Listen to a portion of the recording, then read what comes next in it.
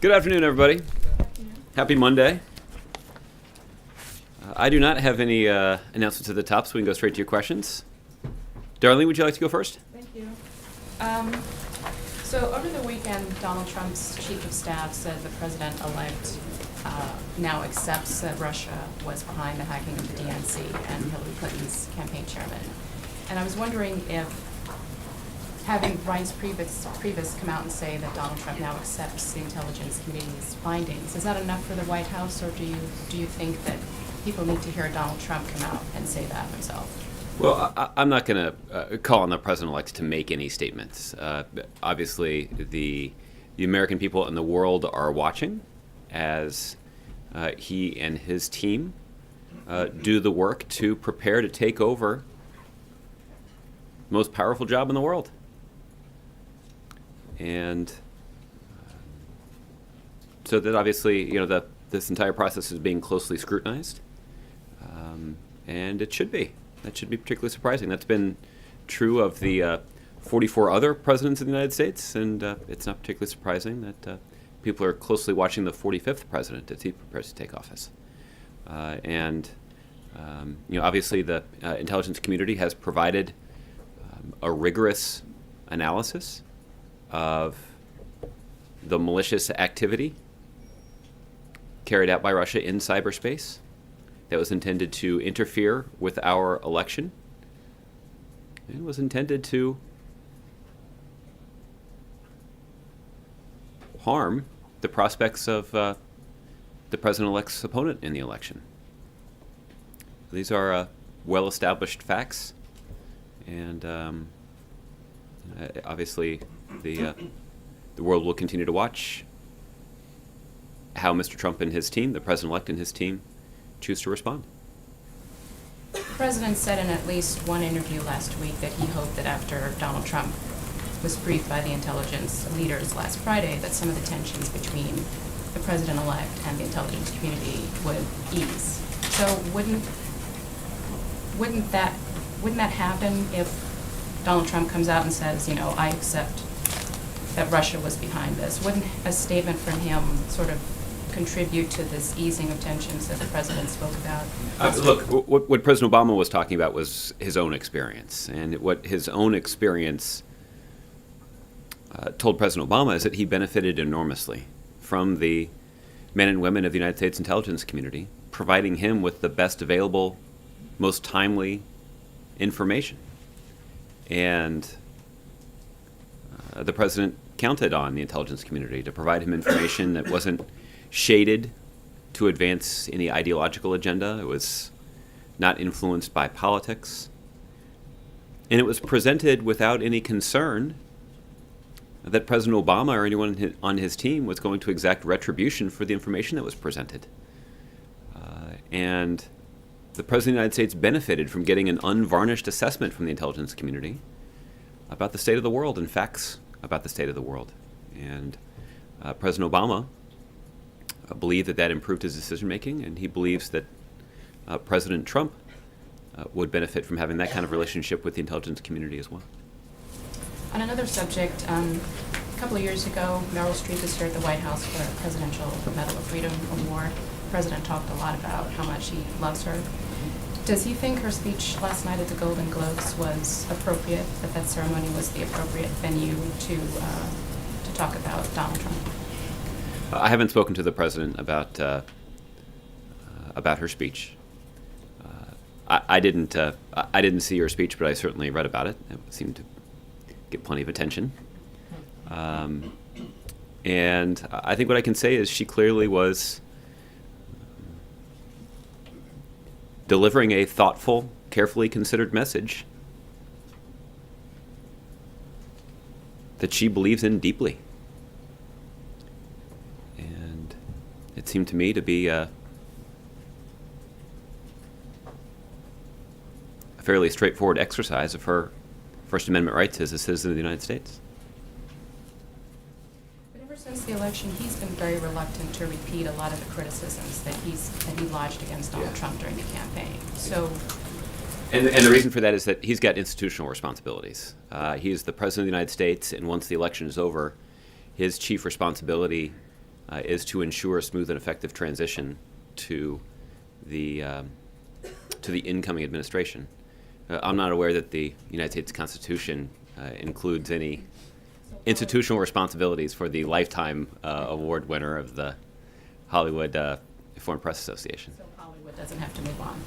What I'm suggesting is that American citizens have the opportunity to exercise their right to free speech in any way that they choose.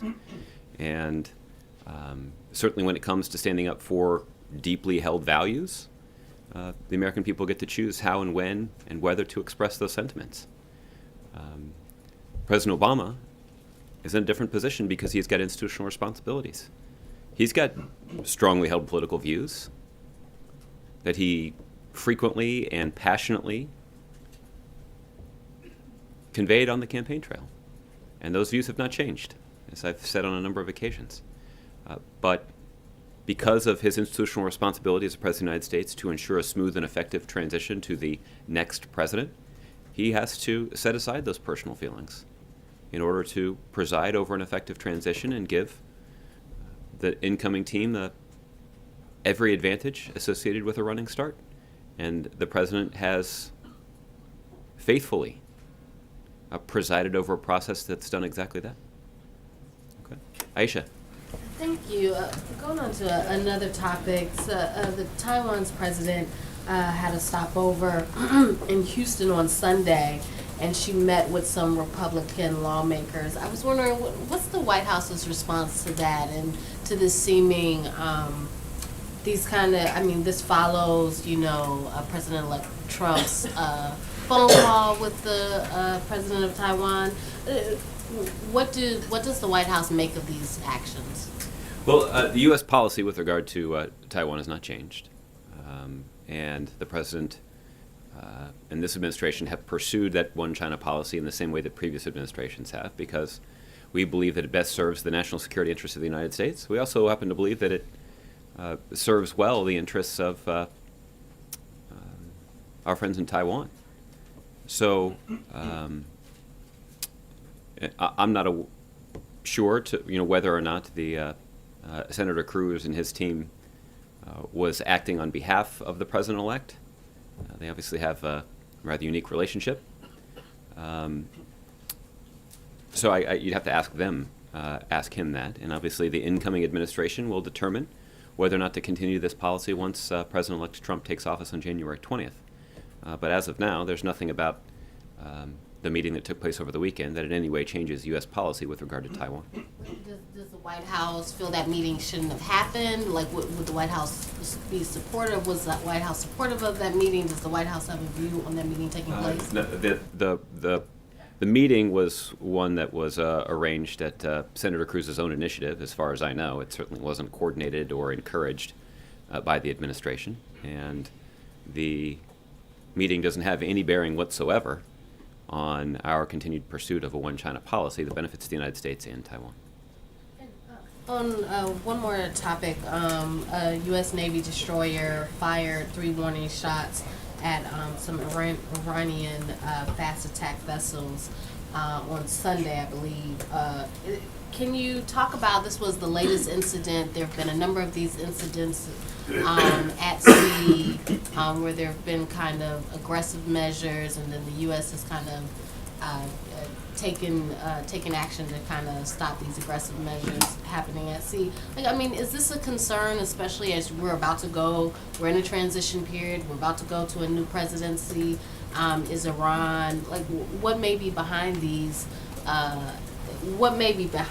incidents, and what is your concern that they continue to happen? Well, Aisha, you're wise to point out that this is that there is a habit of the Iranian military engaging in these kinds of activities in this particular region around the Strait of Hormuz. I can tell you that the United States is aware of the latest incident involving Iranian vessels and the USS Mahan.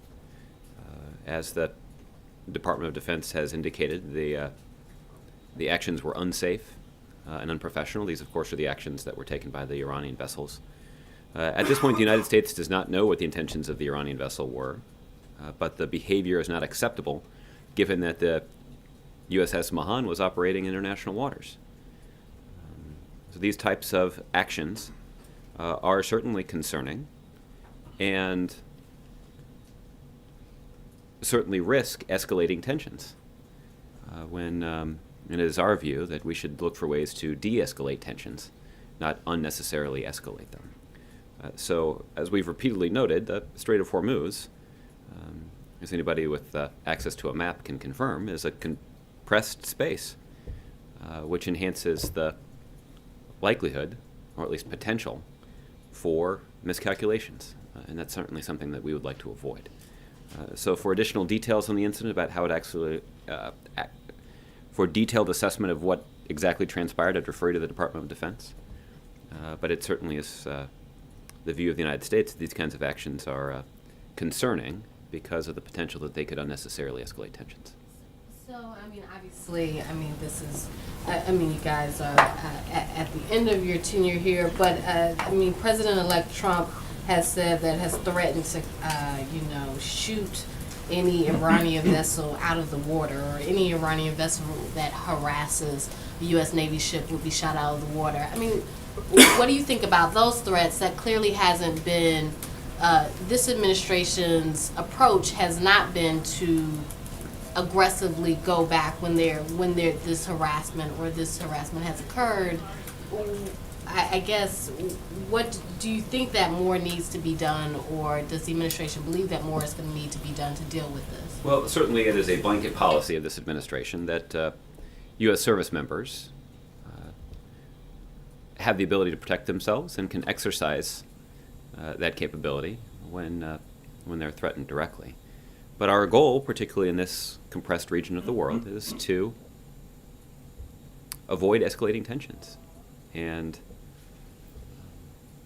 the risk associated with the kinds of actions that we saw from the Iranian vessels is the heightened possibility that tensions could escalate. And that certainly is something that we've gone to great lengths to avoid. Okay, Michelle. Now that Americans have been able to see the report, the public portion of it at least, on the Russian hacking, some of the criticism out there has been that it's not exactly heavy on evidence, and we heard Julian Assange just this morning call it embarrassing. How would you respond to those criticisms? Well, I think the report is actually consistent with what the administration and national security and intelligence officials have been saying for months.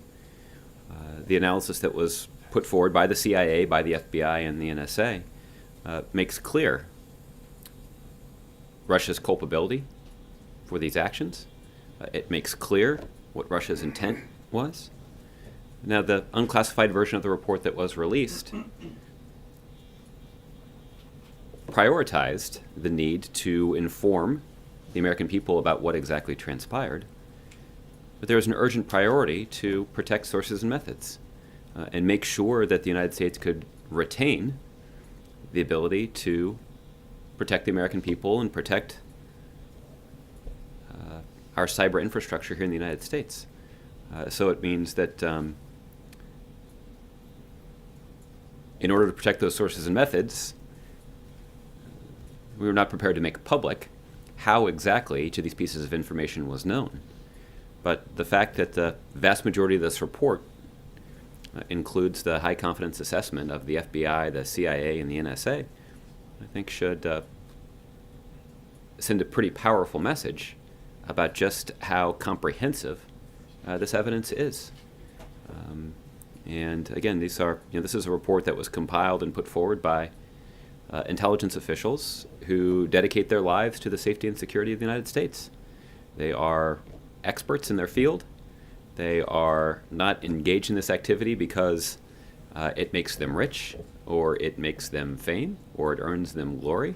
They do it because they're interested in protecting the country. They're patriots. And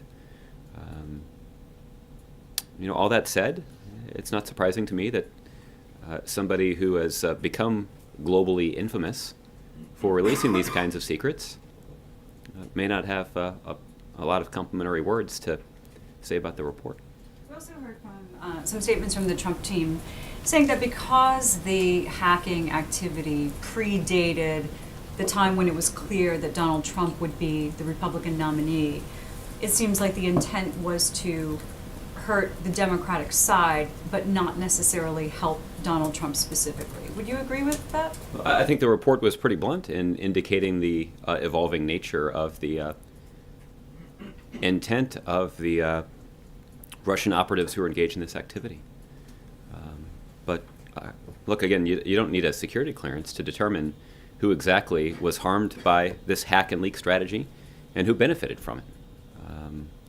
So I think it's, setting the report aside, I think you'd have a really hard time making the case that somehow the Russians were impartial. Again, because we know that they hacked Democratic sources and they hacked Republican-affiliated organizations.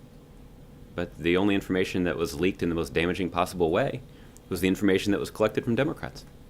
So, in a way that I don't think anybody thinks benefited the Clinton campaign.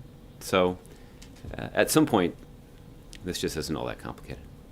And this latest rhetoric coming from North Korea that at basically any time and anywhere they can fire off an ICBM. What are you guys making of that? Is this just more bluster? I mean, it's almost become like the typical thing. Every 2 weeks or so, there's another kind of provocative statement. Or are you taking this more seriously than rhetoric? Well, the Obama administration and the United States and I think the international community takes seriously and is concerned about the destabilizing rhetoric and sometimes destabilizing actions that are undertaken by the regime in North Korea.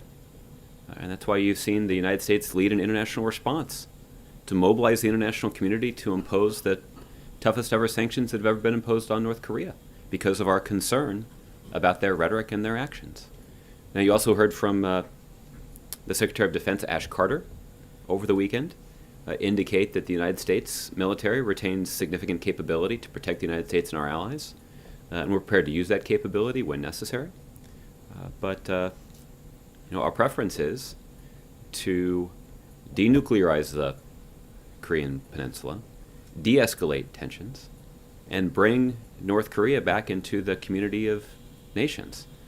But right now, because of North Korea's refusal to abide by international obligations when it comes to their nuclear weapons program, they are an outlier. They are excluded. They are isolated in a way that certainly more so than any other country in the world. Okay, Justin. I just wanted to kind of return to what Michelle was talking about.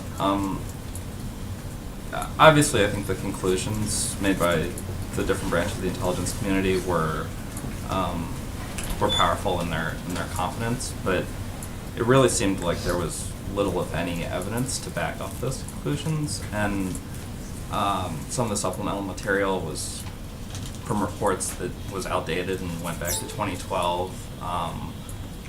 There was very little to show how the information that was hacked by the Russians got, to WikiLeaks. Those kind of connections weren't made. Did you guys do yourselves a disservice here by not including a little more? Obviously, there could have been more things that were disclosed without violating sources and methods here. I mean, I think that's as apparent as sort of the things that you point to as apparent here. Couldn't there have been more? Granted, and doesn't this give critics more ammunition to sort of discount the report? No, I think critics of this report have a very tough row to hoe here. I think any fair-minded individual would take a look at this report that was put forward by the CIA, the FBI, and the NSA and conclude that they feel quite strongly about the conclusions that they've reached and publicized. I think any fair-minded individual would understand the careful concern that was taken to protect sources and methods. This is obviously a threat that exists in cyberspace that persists and has the potential to get worse before it gets better. And that means that these intelligence agencies need to protect the ability of the United States to monitor, detect, and deter these kinds of activities, and that means that we're not able to make public all of the evidence in place. But the fact that this is a report that is consistent with the statement that was issued by all 17 intelligence agencies of the United States government back in October, the fact that that initial statement was delivered by all 17 intelligence agencies with high confidence, and the fact that this is a report that these agencies stand behind, I think is notable. And I think that your desire and the desire of the American public for more information is certainly understandable, and one that I anticipated. Plenty of other people did too. And that's why the president asked these experts to make as much public as was possible, even as they protect the ability of the United States to protect ourselves in cyberspace, not just from the Russians, but from other malicious activities. I guess the Or point malicious is, actors. Sure. Is that even people who agree that Russia was responsible for the hack who are critics of the administration, have pointed to this sort of entire enterprise and said, okay, we knew this before the election. Hillary Clinton talked about it every day. Donald Trump was asked about it.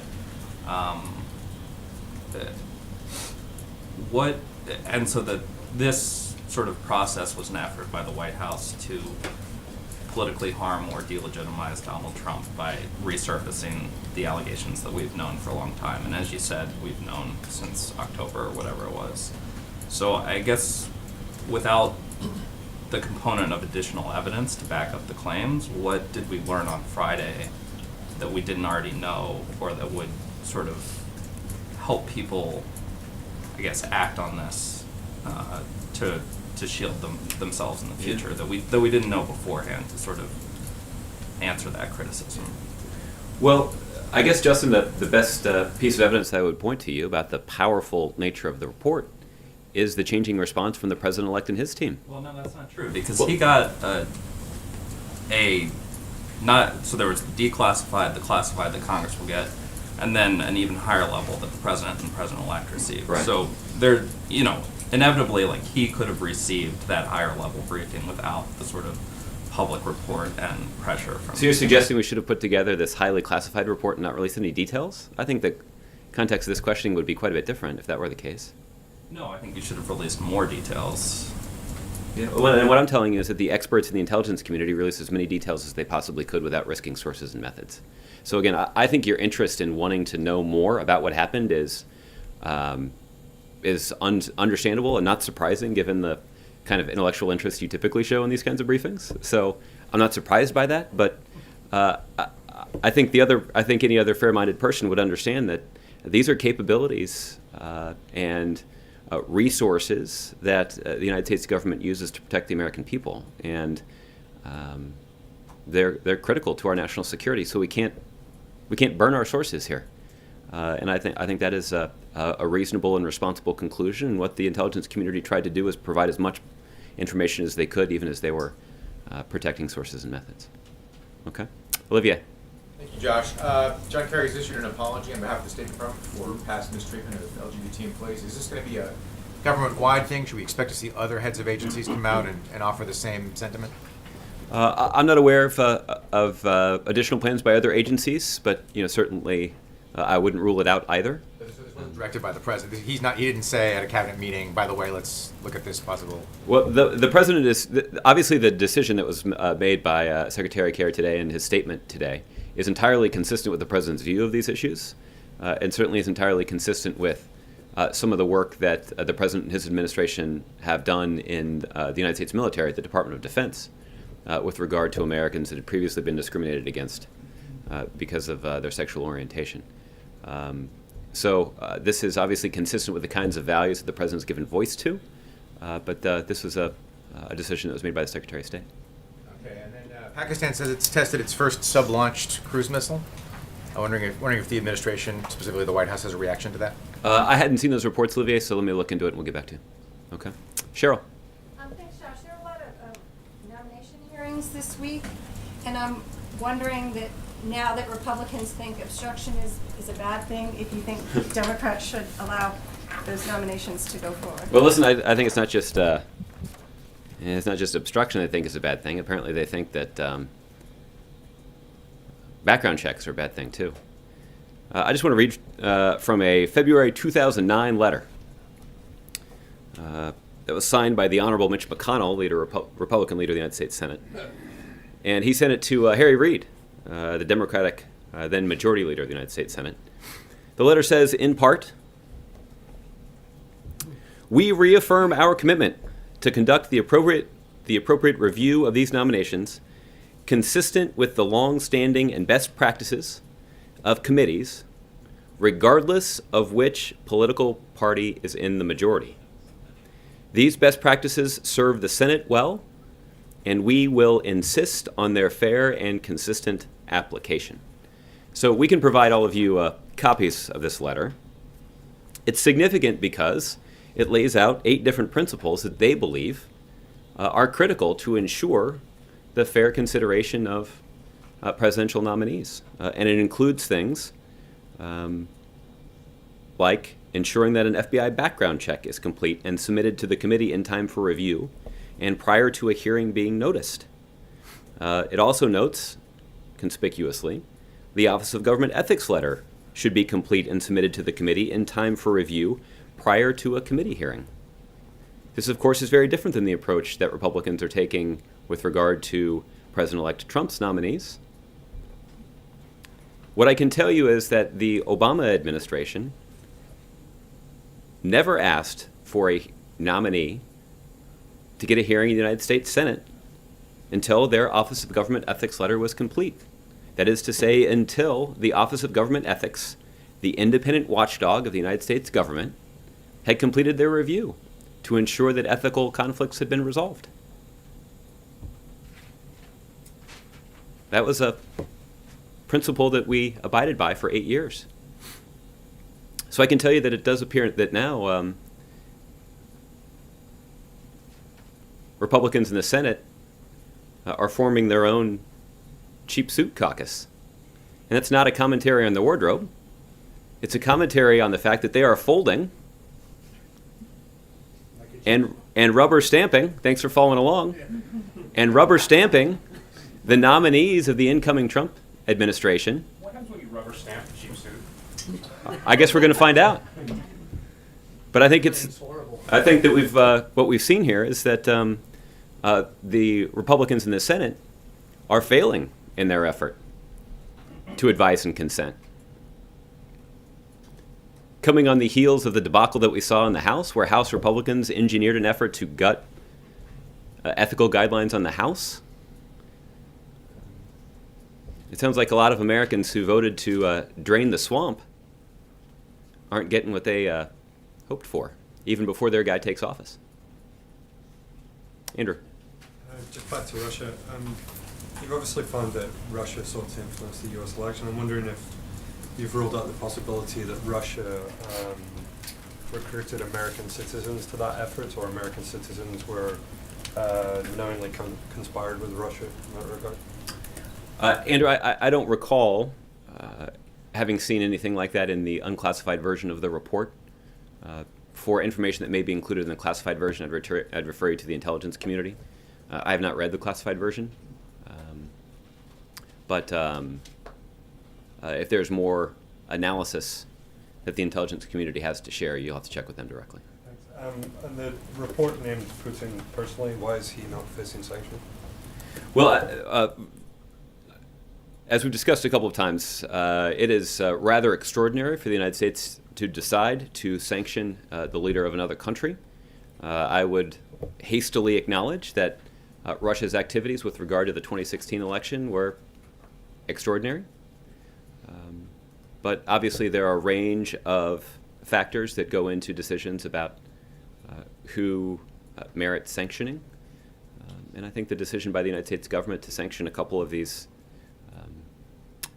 Russian government and military entities and some of the at least 1 or 2 companies that assisted them in this effort, I think does reflect the significance of the concern that we have about Russia's activity in cyberspace.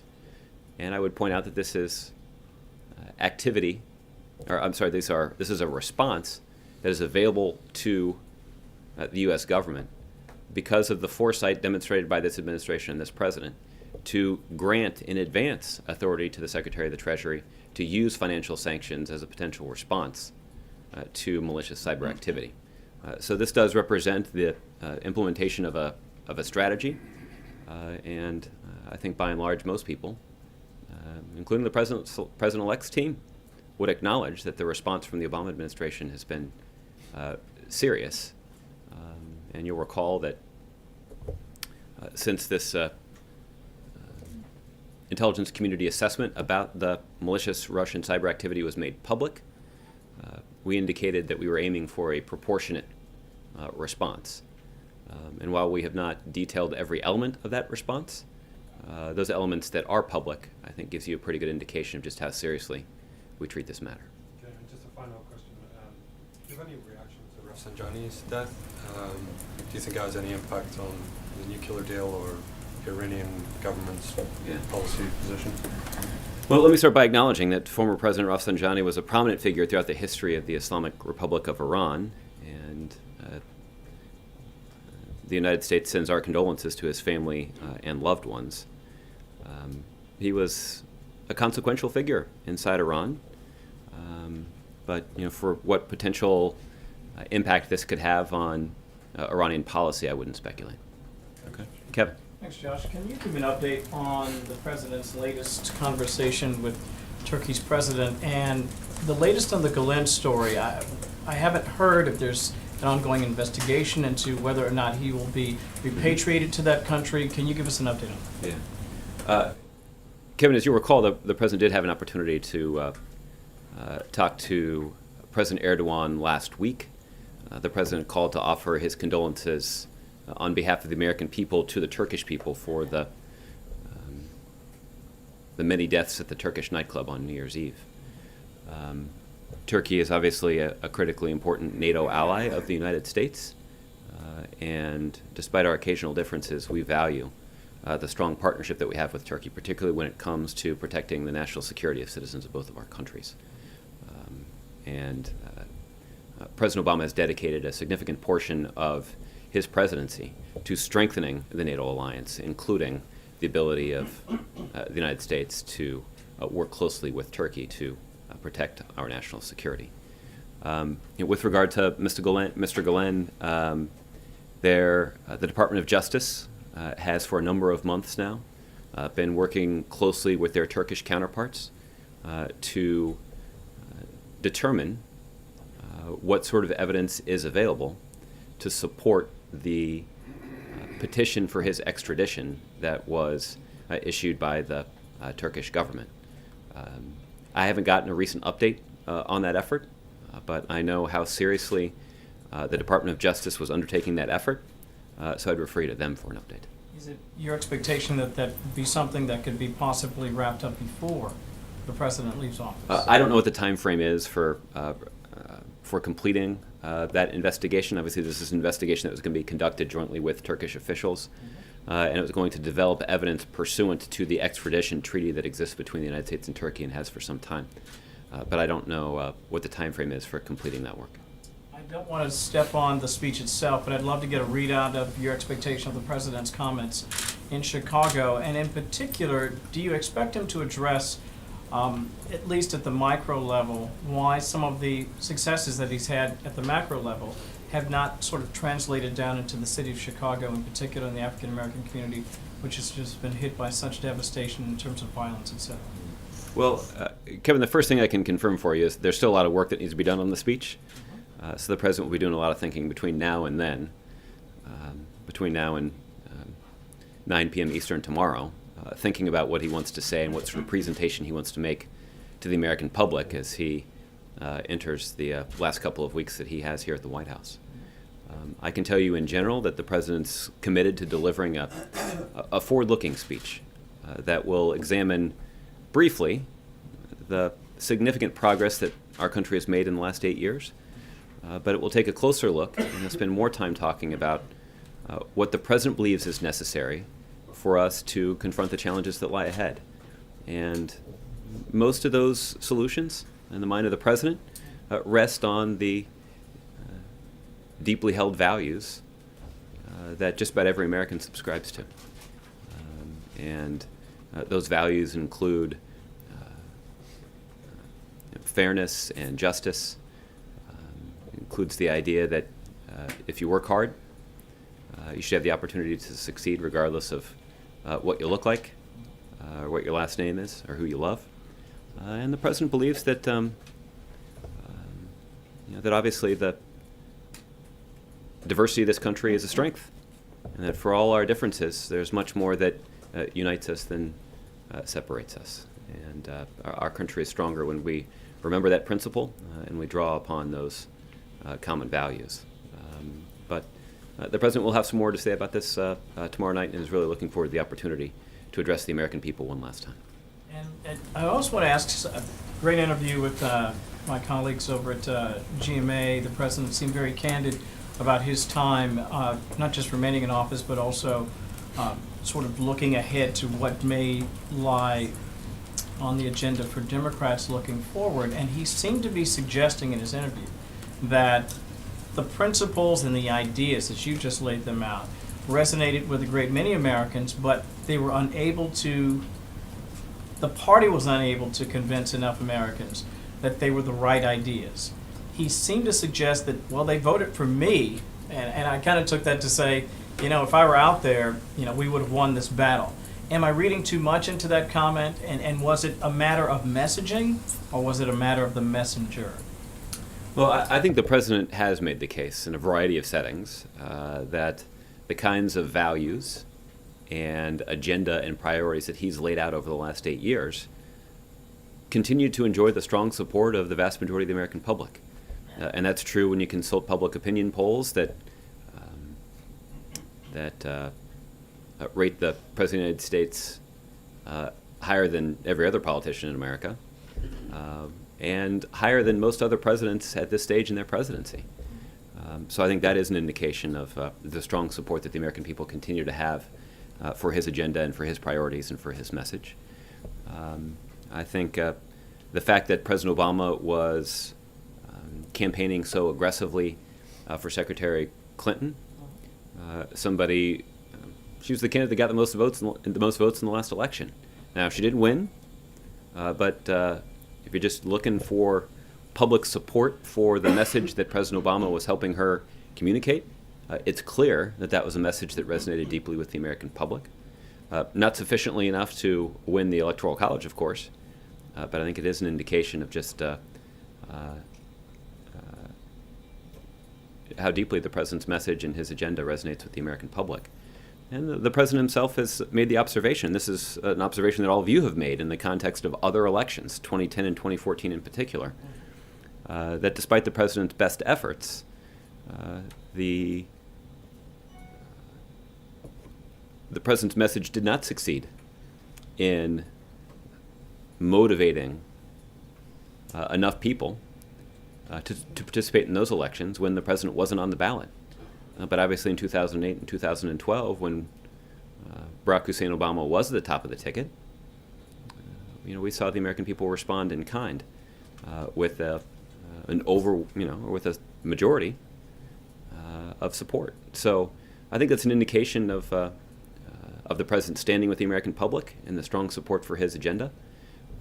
But there are questions that he and other Democrats need to answer about what it is that our party can do to ensure that these priorities and these values and this agenda resonates even when the top line on the ticket doesn't have Obama on it. Okay? April. Josh, I want to go back to the speech. How much of this speech is directed to those who are trying to rewrite this president's history? Those who dismiss things like the fact that Osama bin Laden is no more, those who dismiss the fact that there's more efforts to look at the issues of criminal justice reform, those people who also, I guess, don't like the inclusion of same-sex marriage. Is this an effort to rewrite history and also focused at those people, the naysayers, to his accomplishments? No, the president is primarily delivering a message to the American people, all Americans, whether they voted for President Obama or not. The president feels an obligation to talk about what he's learned over the last 8 years, what he's learned about the country, what he's learned about governing the country, and offer up his advice to the American people about the most effective way to confront the challenges that we see ahead. So that's the goal, and the president certainly could give a long speech reciting the many accomplishments of his administration, but that's not how he's choosing to spend his time tomorrow night. So how long is the speech? You're talking about several drafts. It's almost sounding like a State of the Union kind of thing, where you have the drafts, you go through the drafts and he rewrites. Is it something like that? Would you equate it to that? I would not. It'll be shorter and much different in style. Okay, how much shorter? I mean, is it going to be like a half an hour less? We'll try to or- give you some guidance tomorrow. I don't have one to share. Because, I mean, he's I'm got- serious too. The speech hasn't been completed yet, so we'll give you some updated timing tomorrow. And lastly, is this more heart or is it more policy? Well, I think what you can expect from the president is a heartfelt expression of gratitude to the American people for the trust that they've shown in him, and a carefully considered collection of thoughts about the challenges that lie ahead and the most effective way for the United States of America to successfully confront them. And how many drafts is this now? I don't have a number to share with you on that. Is it more than 5? I don't have a number to share with you on that. Okay, Stephanie. Back to Russia. It seems as though Russia is still aiming to ensure a Trump-Putin meeting takes place early in the new U.S. presidency. Is this concerning at all, considering the president has made a point to say that we are not on the same team? Well, President Obama has met with President Putin on a number of occasions. So I think it's entirely appropriate that the President of the United States would meet with the President of Russia. President Obama agreed to and participated in those meetings at a time and place of his choosing. And obviously the incoming president will make his own determination about the appropriate location and about the appropriate timing of those meetings. Okay. And Jared Kushner, President-elect Donald Trump's son-in-law, has been named senior advisor in the administration, and we know Kushner has been one of the most influential voices during the campaign. Does this raise any questions of, well, what is the White House's reaction to this? Are there any questions of maybe legal and ethical questions regarding, well, because of the family ties? Does the White House have?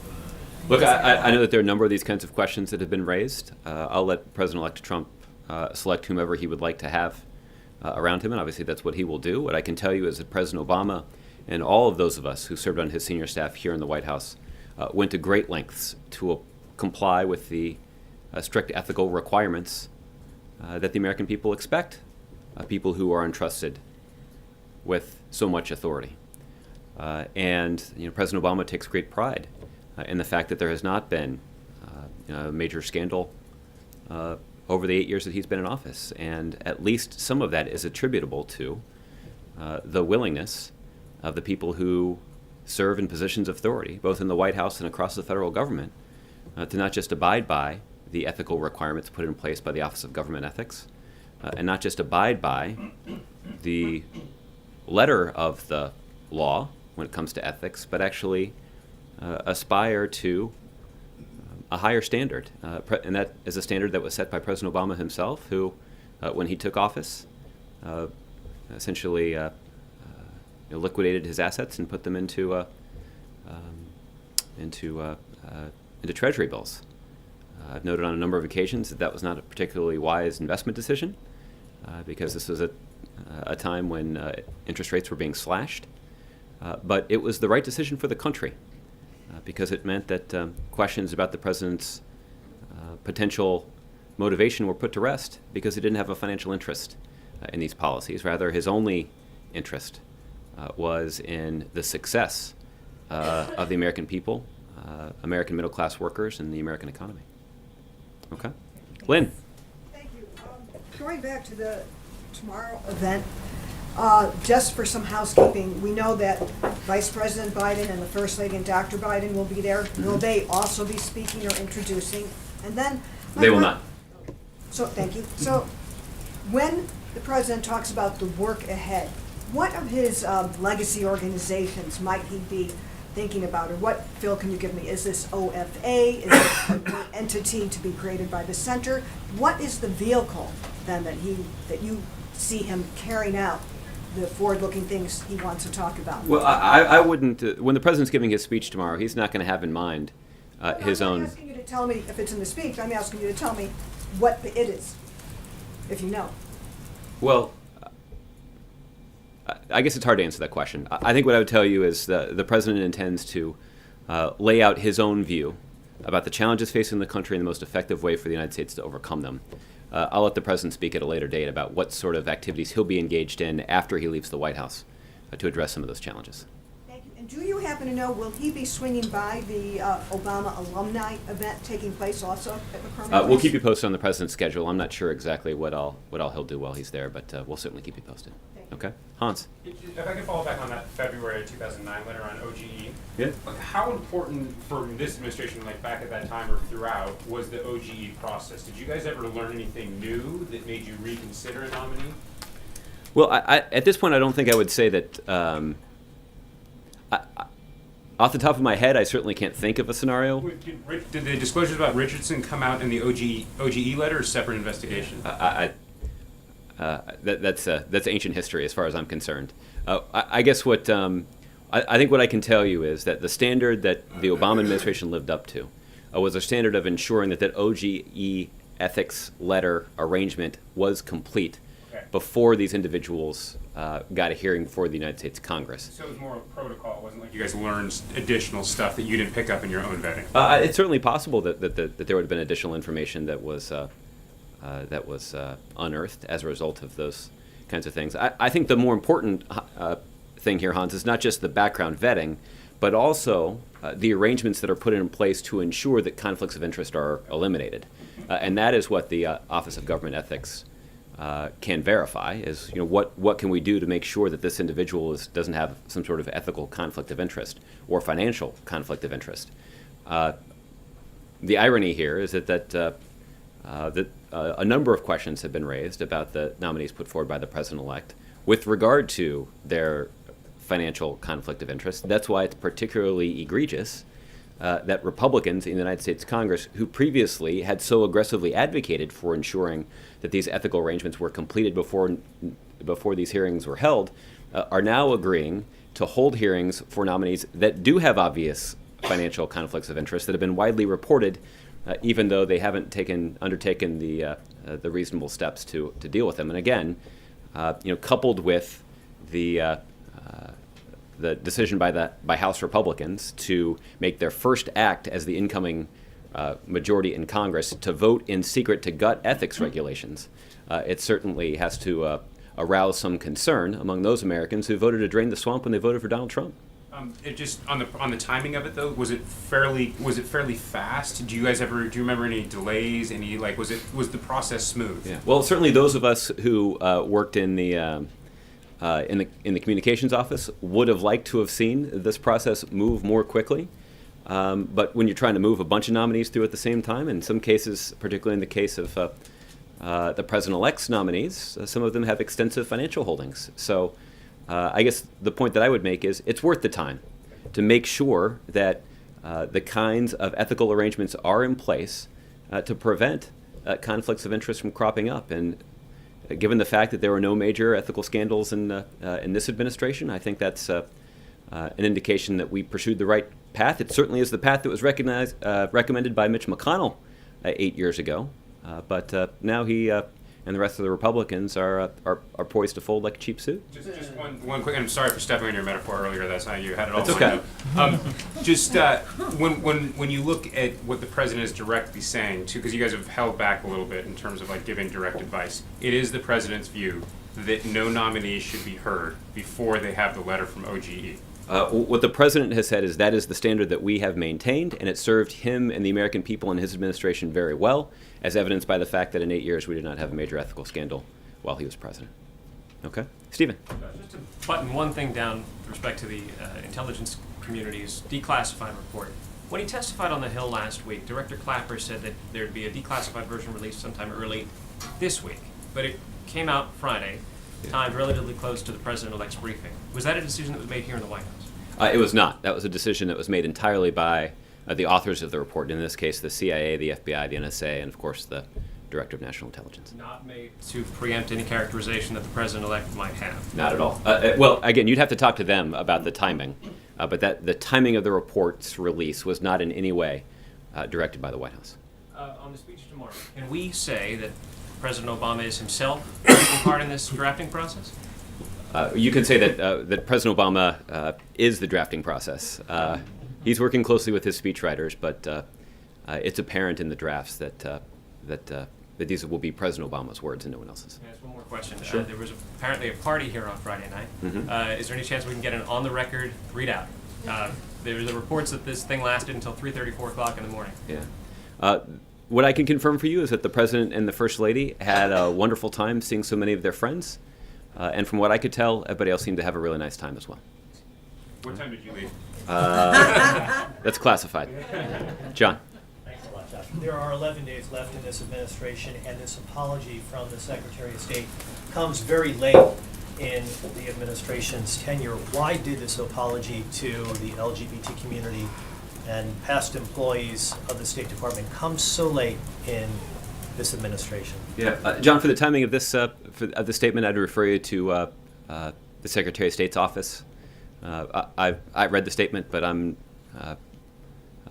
not aware of all of the machinations that went on in the background to make it a reality. Obviously, it does send, I think, a pretty strong message to all Americans that people should be judged not based on who they love or who they are, but based on their capacity to serve this country and their willingness to set aside their own interests to go and represent the United States of America overseas. And there are many Americans who have embraced that patriotic duty, and certainly everybody who is qualified to do so should be able to do so and shouldn't be discriminated against just because of who they love or who they are. There have been books, documentaries about past discrimination by the federal government against the LGBT community. Let me just cite two examples. President Dwight Eisenhower, in an executive order, declared homosexuality a sexual perversion and an issue of national security. And in 1951, the FBI director at the time, J. Edgar Hoover, ordered all FBI agents to identify homosexuals working in the federal government. Does the president owe the LGBT community an apology for this past discrimination? Well, John, that's the first time I'm hearing of that reference. I think President Obama has, throughout his tenure as president, worked hard to stand up for the rights of LGBT Americans. And he's proud of his record. Some of that is certainly a consequence of the profound changes in our society that have taken place under a rather short period of time, in a way that has made America a more perfect union. The president has certainly welcomed those developments. The president has certainly encouraged those developments. And based on some of the statements that we've seen from advocates for this community, the president has played an important role in advancing those developments. So he's certainly proud of his record on these issues. But with regard to an apology for the behavior or policies or statements of previous presidents, that's something we'll have to take a look at. So you would not rule that out? I wouldn't rule it out, but I'm not aware that that there's anything that's being cooked up to officially respond to that at this point. Okay, Sarah. Thanks, Josh. Does the president have any reaction to the corruption allegations against Prime Minister Netanyahu? I'm not aware of any. I don't have a specific response for you from here. Obviously, this is something that's getting a lot of attention in Israel right now, and it's certainly something that's chronicled in the newspapers back here in the United States. But I make a habit of not commenting on criminal inquiries by U.S. law enforcement authorities, and I'm not going to weigh in with comments on criminal inquiries that are being conducted by Israeli law enforcement officials either. And completely switching Switching gears, the president has authored quite a few articles in scientific and academic journals lately. What, beyond the insatiable intellectual interest in this room, what might be motivating him to do that? Yeah, you and Justin certainly have that in common. Those of you who've covered the president for a long time know that the president is almost to a fault a rational guy. And the basic underpinnings of his approach to a wide range of policy challenges are rooted in facts. And the president believes that we should carefully consider those facts. We should familiarize ourselves with those facts so that we can design the most effective solution. The president also believes and hopes that the performance of his administration will be judged by facts. And when you take a look at the metrics, for example, when it comes to climate change, which was the subject of today's episode in scientific journals published by President Barack H. Obama, we've demonstrated as a country and as an economy the ability to fight climate change and reduce carbon pollution even as we grow the economy. We have succeeded in reducing the cost of wind and solar power, even as we have expanded the amount of power that we derive from those sources in a way that's had positive benefits for our economy. We know that the solar and wind energy industry have increased hiring. We know that those are good-paying American jobs that can't be outsourced. So this is, in the president's mind, an approach that is validated by the facts and by the results. And the president also believes that careful examination of those facts and those metrics points the way to the kinds of policies that should be implemented in the future to ensure that we continue making progress in solving this problem, and doing it in a way that has positive benefits for the economy. Many Republicans previously doubted the idea that it was possible to reduce carbon pollution and protect the planet and grow the economy. And that is a criticism that has now been gutted because it just doesn't withhold, it just doesn't stand up to any scrutiny. So the president's pleased by his performance and pleased by the results of the policy that he has implemented, and believes that a careful look at the facts points the way to the kinds of solutions that the American people should consider moving forward. So does he think that his Republican critics are going to be reading science? Does he feel that the current generation of scientists are not familiar with the facts, or is this more written kind of with future generations in mind? I can't speak to the reading habits of Republican members of Congress. I'll let you guys do a little digging on that one. I think the president's view is that that these scientific journals are a venue where these arguments that are rooted in fact can be presented, and everybody who's willing to consider them, we certainly welcome their careful consideration. Will there be more? I'm not aware of any that we have in the pipeline, but if there are additional ones, we'll make sure you get them. Okay, Mark. Josh, when you say that the president himself is the drafting process on tomorrow's speech, is that more of a role than he's played in other major speeches that he's given?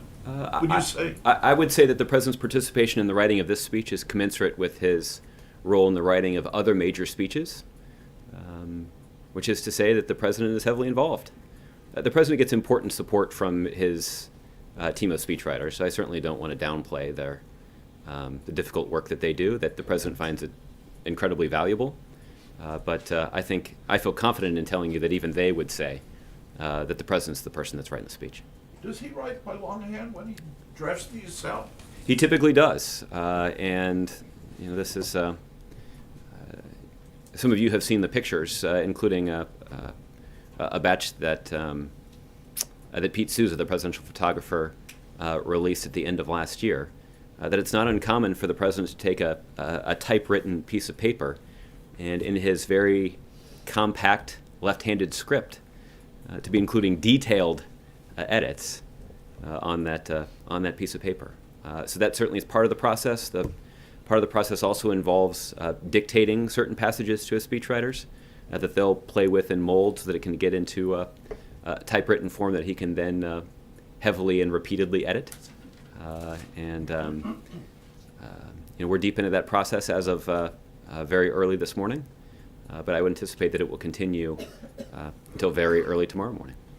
Is tomorrow's trip still the last out-of-town trip by the president? At this point, the trip to Chicago will be President Obama's final trip outside of Washington, D.C. as President of the United States. Does that mean they'll be his last Air Force One flights? I think it is likely to be his last Air Force One flight, although it is obviously tradition for the former president to take one last flight aboard the presidential aircraft at the conclusion of the inauguration. And Will he be leaving town after the inauguration? That's certainly what I would anticipate, yes. So not going to their D.C. residence, the new one? The President and First Lady will be leaving town shortly after the inaugural ceremony. But they will return, of course, to their rented house here in Washington, D.C. We'll keep you posted. Okay? Last question. Yeah, I'm sorry, Mark. Is the White House, did the White House decide to supply an aircraft to Vice President-elect Pence to bring him and his family today to Washington? I can't confirm any individual flights. I know that there are a number of situations in which military aircraft have been used to help the incoming team move about the country as appropriate. But we can certainly check on whether a military aircraft was provided for the purpose that you decided today. Okay. Well. Thank us. On Chicago speech, would it include some aspects of this foreign policy, including the Asia-Pacific region, Asia-Pacific pivot? And I certainly wouldn't rule out a discussion of some foreign policy topics. I can't detail which ones will be included, but I would anticipate that the vast majority of his speech will be focused on many of the domestic policies and domestic considerations that the next president will have to carefully consider. And secondly, President Obama and Prime Minister Modi had established a hotline. Would President be passing on that hotline to President-elect Trump? We'll take a look. I'd be surprised if that was something that was discontinued. Typically, those kinds of arrangements are intended to persist beyond just one presidential term, but we can confirm that for you. Okay. Yes, sir. You've had your hand up since the beginning. Thank you. Brian Cameron with the Sentinel newspapers. Does the interference by a foreign government, or can the interference by a foreign government in our electoral process be constituted as an act of war? First question. And then follow up to the Mitch question after that. Well, I know that there are many members of Congress, or at least a couple members of Congress, who have made clear that they believe that it does. I don't have a new label to apply today. What I can tell you is that I can tell you that the administration takes this situation quite seriously, and I think that is evident from the unanimous statement that was issued back in October, containing the high confidence assessment of the United States intelligence community about Russia's involvement in these nefarious activities. I think the seriousness is evident in the public listing of the response from the United States government to these activities that included everything from kicking some Russian diplomats out of the country for activities that they were engaged in that were inconsistent with their diplomatic status, and closing down a couple of diplomatic facilities that were maintained by the Russians here in the United States. It also included some significant sanctions against some entities in the Russian government and other entities that were involved in helping the Russian government. So there are other elements of our response that I'm not in a position to discuss publicly. I understand. Would you consider it an act of war? Well, I don't have a new label to apply here today, but I think every careful examination of the evidence, of the statements from the intelligence community, and from the response that's been mobilized by the United States government, this is a situation that we take quite seriously. And thank you for the letter from Mitch. Those who've covered him for years understand his hypocrisy. It knows no bounds. But the question is, what are you all planning to do about it, or what does government plan to do about it going forward? I mean, making us aware of the facts seem inconsequential at this point. Are there other steps to be taken? Well, I think there are certainly members of the United States Senate that, at least for the last 8 years, have taken quite seriously their responsibility to offer their advice and consent to presidential nominees. Democrats and Republicans have both set a very high standard for Obama administration nominees that we've met. And the question is whether or not they have the courage and the fortitude and the backbone to adhere to the to adhere to the same standard for President-elect Trump's nominees? I think that's a simple question, and particularly for a president who took office vowing to drain the swamp, and particularly knowing the fear that the president-elect's supporters strike in the heart of some Republican members of the United States Senate. Maybe they will respond to the president-elect's call to drain the swamp. Have you talked to Mitch? I can tell you that I don't have any new conversations to tell you about between President Obama and the Republican leader in the Senate, but certainly there are any number of conversations on a regular basis between this White House and the Congress. I don't know if there have been conversations about the process that is in place for President-elect Trump's nominees, but I can tell you that over the last 8 years, the items that are detailed in this letter have been the subject of thousands of conversations between Capitol Hill and the White House. And the thought that those conversations are no longer going to occur because Republicans in the Senate are just going to fold, I think does a grave disservice to the American people. Thank you for that sound.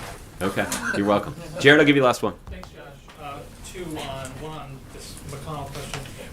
On many areas with the transition, you've meticulously avoided, in pursuit of a smooth and effective transition, avoided criticism of the incoming administration.